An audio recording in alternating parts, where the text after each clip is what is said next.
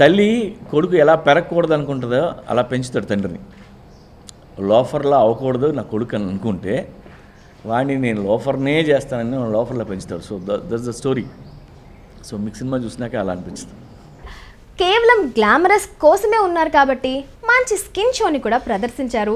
అందరినీ మంత్రముగ్ధుల్ని చేశారు. They were looking damn hot. Surprise package లా వచ్చి తన కామెడీ టైమింగ్ తో బాగా నవ్వించేసే 30 years ఇండస్ట్రీ పృథ్వీ మరోసారి తన కామెడీ టైమింగ్ తో నవ్వించే ప్రయత్నం చేశారు. థియేటర్లో ఉన్న చాలా మంది నవ్వుతూనే ఉన్నారు, కానీ ఎందుకో నాకే నవ్వు రాలేదు.